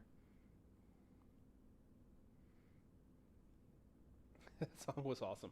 Anyway, though, we're going to go to our grand finale. This is the one I was saving for last. This is another one that it's weird, because the cursed object itself is actually really only half the story. Gonna have to close the chat here for a second, so I won't be able to observe you guys. But we're going to be talking about, and this is an obscure one. This is one I found out about by accident. Death's Nursery Book. I guarantee there's a bunch of people who are like, what? I've never heard of that. Yeah, because the legend of the book itself is kind of overshadowed by what the book created. Kind of a Dr. Frankenstein situation here, actually. So basically, here's the deal. A man by the name of Carl Sandburg back in 1927, and I'm hoping like 1 or 2 people heard that name and immediately go, oh, I know what he's talking about. Hopefully, it'd be nice. But anyway, he got a bit of controversy when he released a song on a record of folk songs that became known as the hearse song. And I guarantee you now there's at least like one or two people in the chat like, oh, now they know what I'm talking about. Now, the hearse song was so morbid, so vulgar, and ultimately inappropriate that our boy Carl got in trouble. And there were actual like censors and stuff who were like, "Hey, what is this? What is this song?" And so he claimed that he got it from a friend of his named Jake Zetlin, who was an American scholar and collector of arts. So they went and they asked him about it. And here's the thing with him. He had a bookstore in 1925, he bought this, basically, he said it was like a trunk from an antique auction, and it was full of books. Now, he owned a bookstore in LA, so he was like, great, I can put these for sale. And he claimed that in this bundle of books, there was this one really weird book. It was just black, with no markings or indications or anything. It was just a black book, which is not entirely unheard of. Some books just didn't back then. Gotta keep in mind that this was back, a long time ago when mass production really wasn't a thing. So, yeah, a lot of times books would be made individually, and if it was meant to be in the possession of a single person, then it wouldn't need a title or a cover or anything like that. But anyway,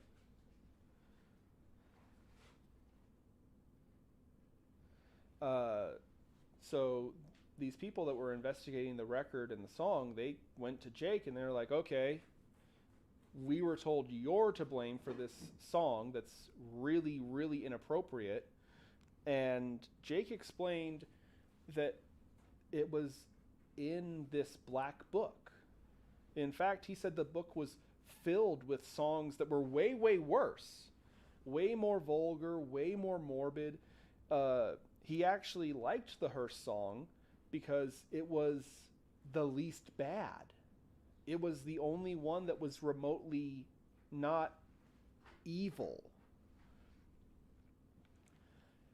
And so they were like, well, a likely story, where is this book? It was gone. Jake claimed it disappeared. He kept it in his office in the back of the store because he was afraid if he put it on the shelf and a customer saw it, they wouldn't want to do business with him. Because again, the hearse song was the least bad thing in this book. It was filled with nursery rhymes and poems and all this other nasty stuff about, well, as you can probably guess from the hearse song, they were all about death and decomposition, and it disappeared. He left it safe and secure in his office on his desk, and one day it was just gone.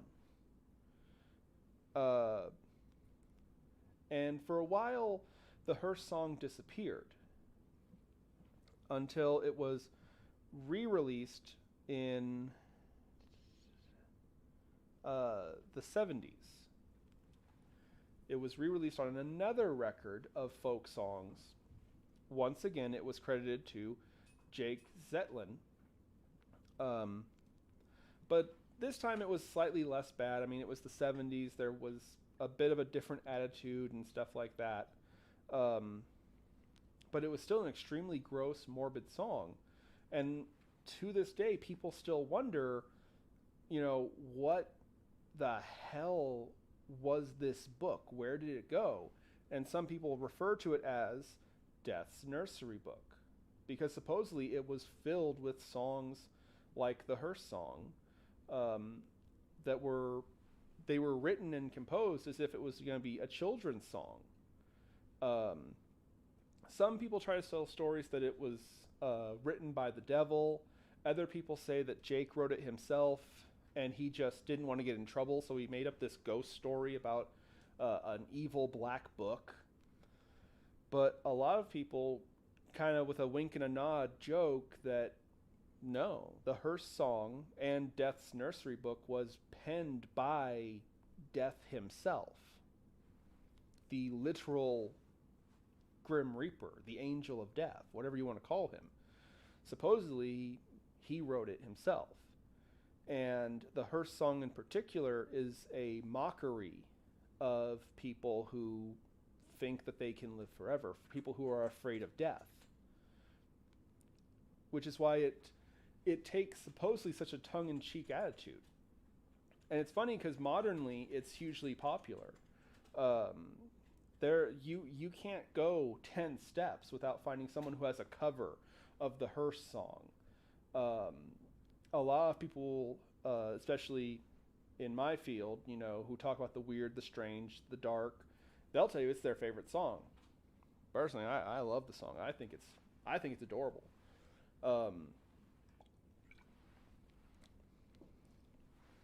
One of the major reasons it became so famous, in fact, was specifically it was re-released to the public a third time over. This time it was written down in probably one of the most legendary children's books of all time.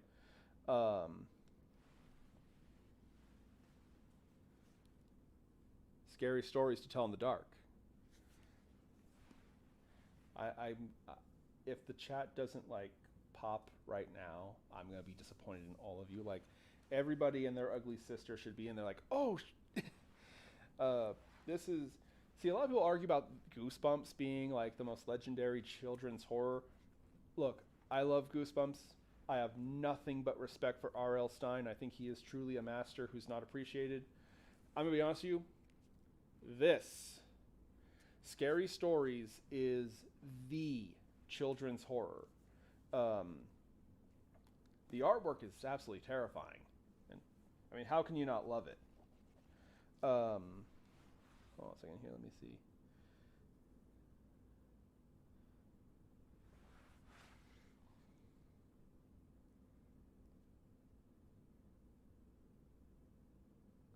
Quick, he's not watching everyone's here.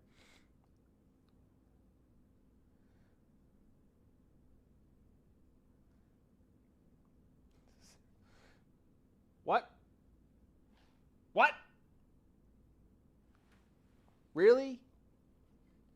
You hear that?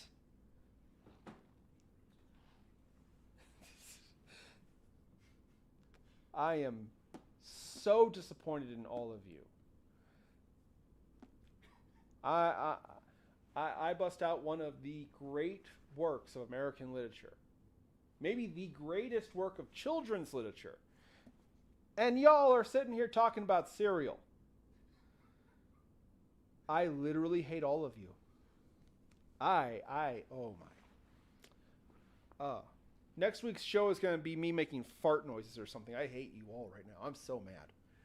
Cereal. This. I have this in my hands. And of course now everyone's being quiet. Seriously, I feel betrayed. Mr. Bishop, Connie, somebody. I have to have a friend in this chat, don't I?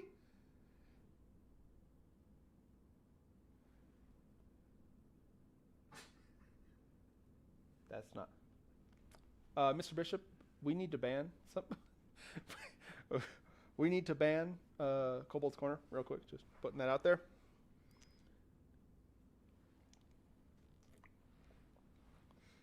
I hate you all. And all the ones who are usually on my side are gone now. Where's my mom? Where's Chet? Where's... My God, it's like Sean took over the entire freaking chat. What's the... I hate... I cannot begin... Oh, I am...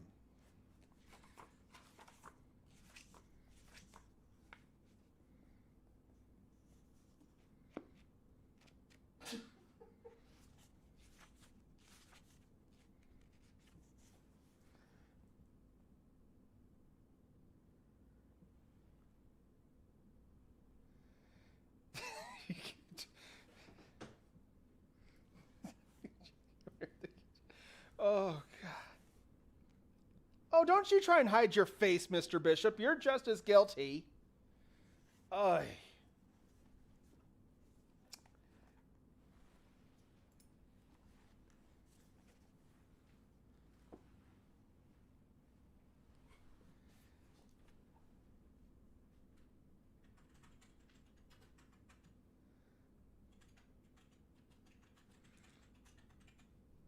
Oh, my nephew. Hi, Dakota. Hi, Dakota. Mom can't... Wait, hold on. Are we having problems with the audio? Can everyone hear me? Can you people still hear me? I think they're referring to the cereal. No, my mom said she can't hear me. Hold on.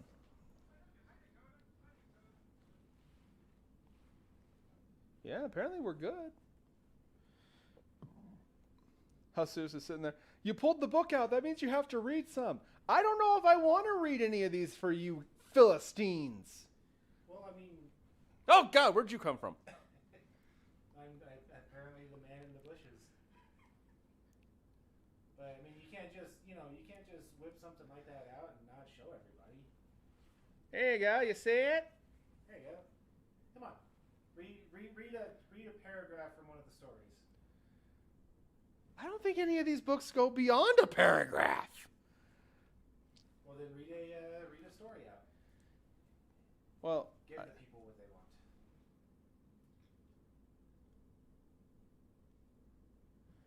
my mom might be deaf. It might be a problem on my mom's side of this.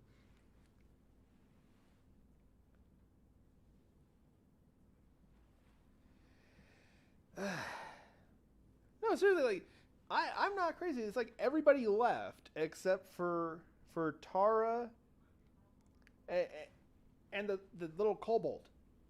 Seriously, like I don't get it. What? Hold on, actually, seriously. No joke. Did we like just lose a bunch of people? No, it seems.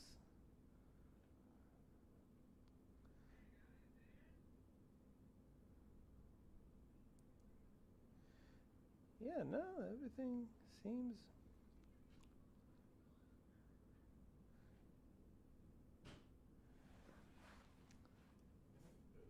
better thing. Okay, so my mom wait. Okay, so I think we've corrected the problem on my mom's end. Well, originally I was actually going to sing the Hearst song for everybody, since we have everyone here. Real quick, before I do, if I decide that you people deserve it after betraying me, I noticed that you all were laughing also when I was getting attacked by my dogs.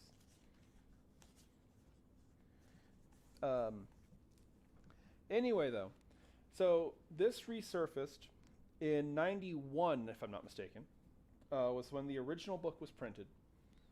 It featured the Hearst song, and it not only did the original Scary Stories in the Dark get banned, it was literally book priority number 1 for the federal government's Censorship Act.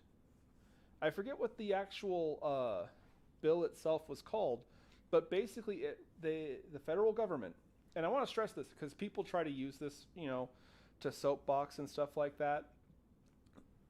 The banning of books like Goosebumps and Scary Stories to Tell in the Dark in the 90s was not a liberal or conservative thing. It was the federal government, the entire federal government, united to ban 100 books from schools on the grounds that they were inappropriate.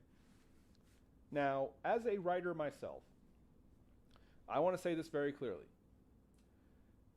Never do that. No, book banning does not work for 2 very good reasons. One is that the government has no place telling people what they can and can't read or can and can't watch. That's not the government's place. And 2, when you make something illegal, you make it that much more tempting. So by banning these books, they accidentally made them even more popular. In 1994, in fact, the ban was actually lifted, and Scary Stories to Tell in the Dark was reprinted and re-released, and ended up spawning 2 more books. it got 2 sequels that never would have ever seen the light of day if it wasn't for the fact that the federal government thought they had a brainstorm idea and they banned the original. Hello, Sober. Welcome to the show. You're right here at the end. But anyway, and if they ban it, read it first. Exactly. It just makes people more interested. And again, it's also a principle matter. It's like, no, that's not your place to say what people can and can't watch or shouldn't read. You know what I mean? No. There are books I disagree with. There are movies I disagree with. I paid money to see The Rise of Skywalker, for crying out loud. Okay? But at the end of the day, no matter how good or bad something is, it's up to the individual person. Sorry, I just wanted to get that off my chest. No. Nothing should be federally banned. It should be ultimately a person's individual choice. For better or for worse. That's my opinion. And that's the last thing I'm going to say about political stuff.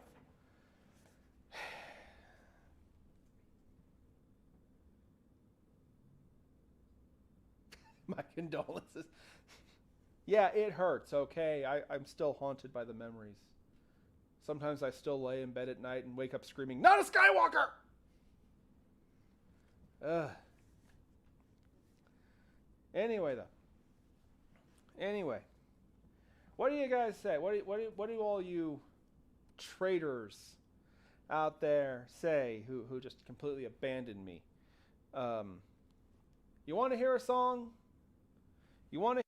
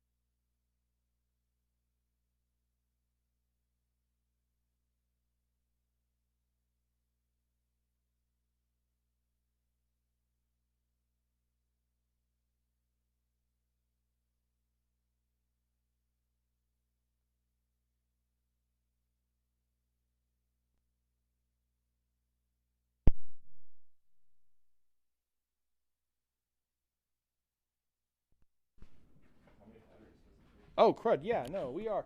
You want to put the? Yeah, you want to put the technical. Yeah, we're back. Yeah, but the thing is dead. It's gonna lose power again. Hold on a second. Sorry, folks. We're gonna need to disappear on the curtain for a real quick second here, while we fix this. Hold on a second here. Try it.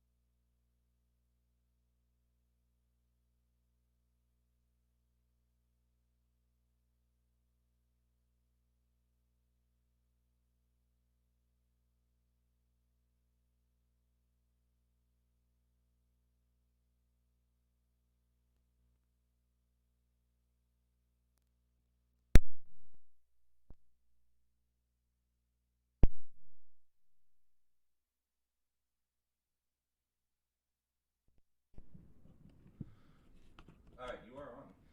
Are we on? Are we? Check 1, 2. Can people hear us? Can everybody hear us? Are we alive? Did Choopy manage to fix it? We're doing a test here. Sorry, folks. You know, can I just say it? How? We're good? Okay. Yeah, isn't that a coincidence? When I'm talking about a song supposedly written by Death, my microphone dies. Where did... I don't even know where I got lost at. Like, where was I? That sound for... Sorry about that, folks. What the...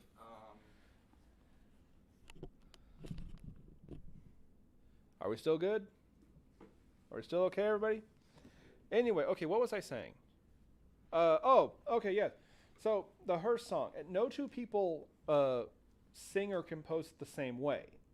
Although key attributes do stay the same from across the board, it's kind of this, with a wink and a nod tradition, that no two people sing the song the same way. You're kind of supposed to add your own lyrics or change something around.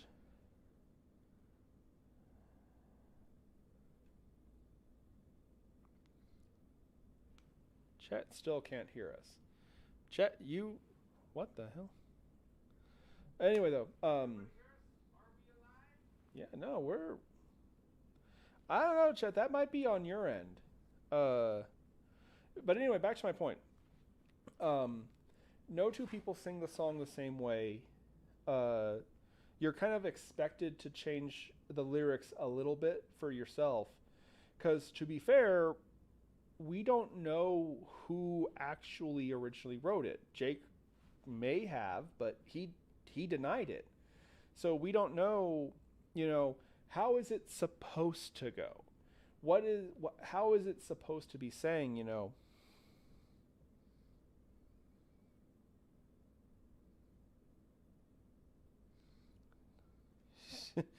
you think Mom was asleep. Anyway, no two people do it the same. Now, Scary Stories to Tell in the Dark is probably the most famous.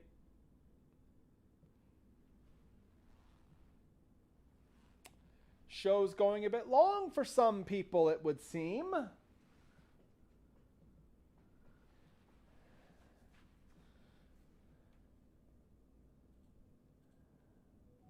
Anyway. But what's interesting is that Scary Stories to Tell in the Dark, the book is actually it's probably the shortest rendition. There's tons of great covers by it. Most people know Harley Poe and Rusty Cage. Although I'm going to be honest with you, I'm not a huge fan of Rusty Cage's because his is really dark and not fun. He performs it well, but it doesn't have the same spirit of mischief and cynical humor that the song has that most people... Make the volume higher. I don't know. We really can't make the volume higher on our end. But anyway, this is the short version of the Hearse song. There's different stories about it.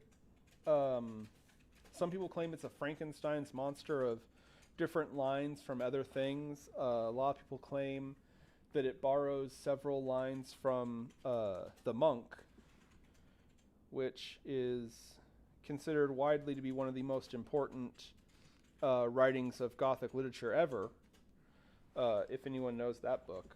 I haven't actually read that book myself, or seen it, but... Anyway.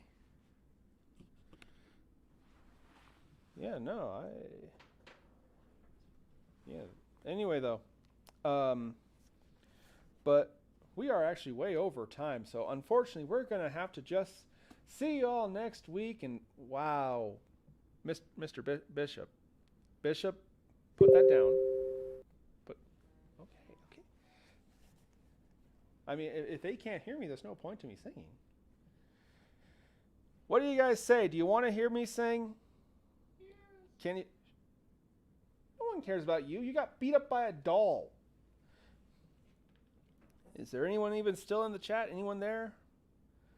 You want to hear it? You want to hear the Scary Stories to Tell in the Dark rendition of the Hearse song?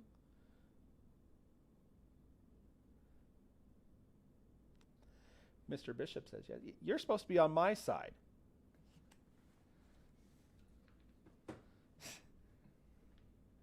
Then explain the pink bear.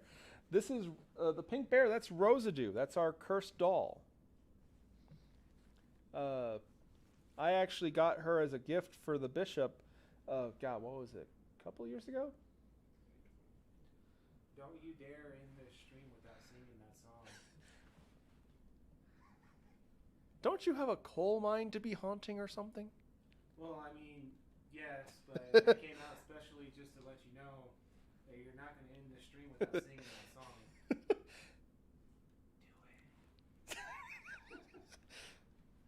I am being shanghaied by my crew. You guys want me to sing it too? I mean, if they did, they would say something. So I guess we're not going to do it. Let me see here.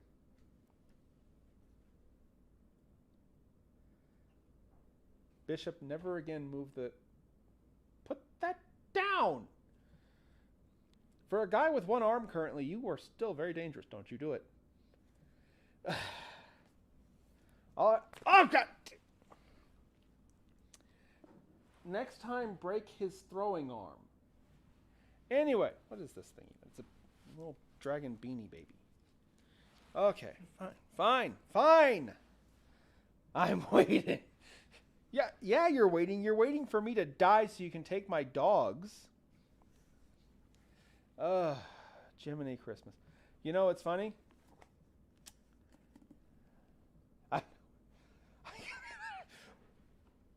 I'd almost like to test that, Jeebus.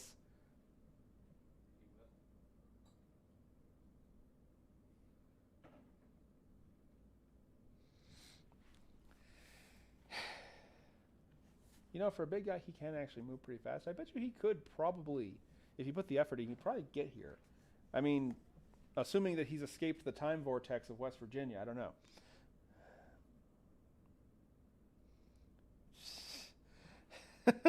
Yeah. Oh.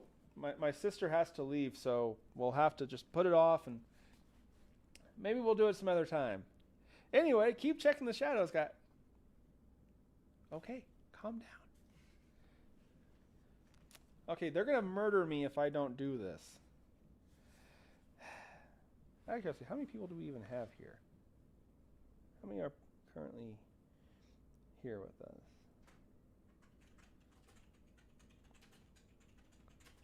Stream hell. See, that's what sucks is it doesn't tell you exactly like.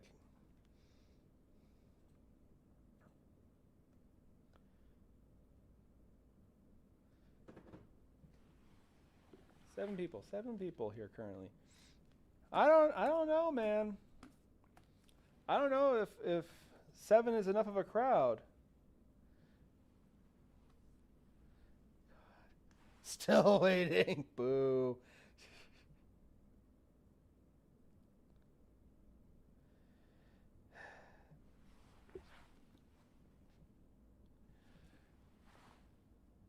Okay. Joking aside, this is going to be our longest stream. This is as long as when we had that hot sauce challenge.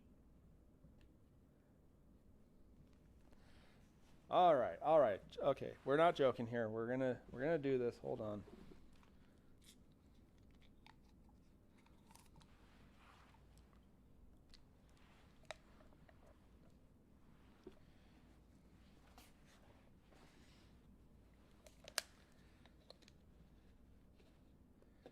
It's nice to know my mother still loves me.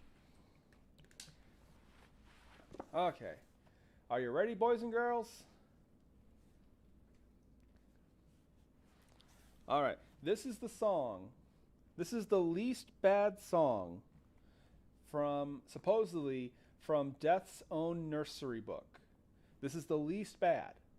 This is a song so morbid and bad that the federal government felt the need to protect you, sweet, poor, innocent souls, from how horrifying and morbid and vulgar it is.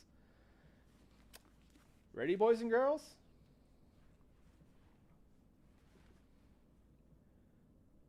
Don't ever laugh as the hearse goes by, for you may be the next to die. They'll wrap you up in a big white sheet, from your head down to your feet. They'll put you in a big black box and cover you up with dirt and rocks. All goes well for about a week, and then your coffin begins to leak, and the worms crawl in, the worms crawl out, the worms play pinochle on your snout. They'll eat your eyes, they'll eat your nose, they'll eat the jelly between your toes. A big green worm with rolling eyes crawls on your stomach and out your eyes. Your stomach turns a slimy green, and pus pours out like whipping cream.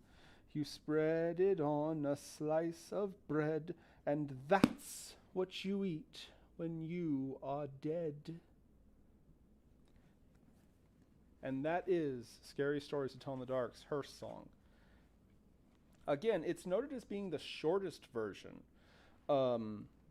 Even the original Sandberg song from the record was longer than it. If I'm not mistaken, it was actually a conscious choice by Alvin Schwartz, I believe how you pronounce his name. Alvin Schwartz actually chose to cut out one of the verses of the song. Supposedly it was because he wanted it to fit on a single page. Now what's cool about the Hearst song, if I can find it again, is that in the original book, in the original Scary Stories, and I don't know if you can see it that well, it actually shows you the how to compose it, and like if you were going to perform it. Traditionally, it's done on a piano. I don't know if they can hear me the way I am with the mic. Traditionally, it's composed with a piano. Some people say it's supposed to be done with a violin or several other. I mean, everyone has their favorite musical instrument, but that is the original Hearst song. We don't know who composed it. The federal government of the United States tried to silence it many times. But a common held theory about the Hearst song is that, in a manner of speaking, the Hearst song has always existed. And I don't mean the specific song. What I mean is, let's just rip the Band-Aid off here. Death is scary. I've always said, death is the most powerful thing we've ever observed in the universe. And in a manner of speaking, the Hearst song is kind of an attempt, in my opinion, it's like whistling in the dark. It's trying to take something that is truly terrifying, truly mind-bending, and making it not so bad. I mean, it's morbid, it's dark, but it's meant to be silly.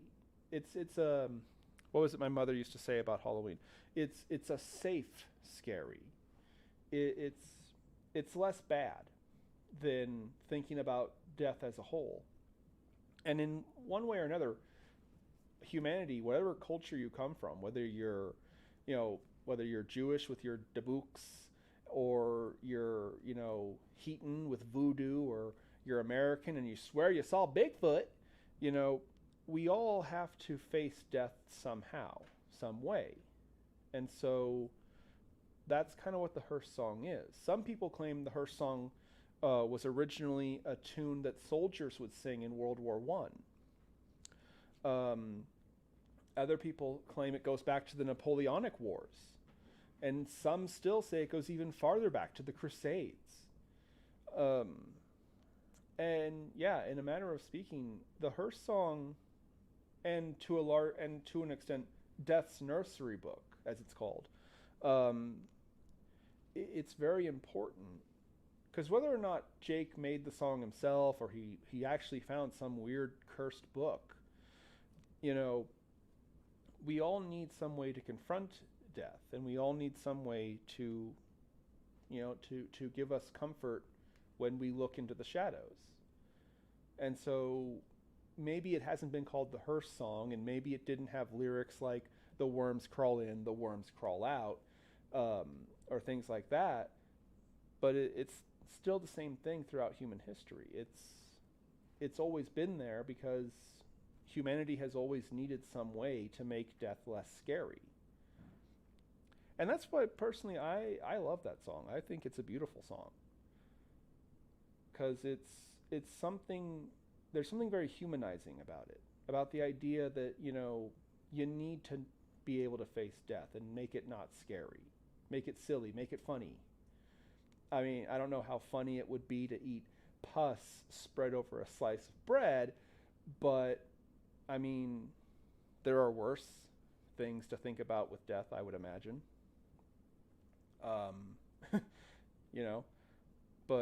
But yeah, that's the hearse song. And I hope y'all hit record, because I'm not freaking singing again. Of course, I say that, and I guarantee you the guy in the bushes is going to be sitting there like, but you didn't sing your own version. You're supposed to change the lyrics when you sing the hearse song. You are not funny, Bishop. Anyway, though. So that's our show tonight about cursed objects, cursed dolls, cursed rocks. Can you read the song? I was not here. No. Go play it back. Anyway, though. Hey, Kristoff, how come you didn't sing your own version of the hearse song? How come you read it out of the book? I should have set a timer.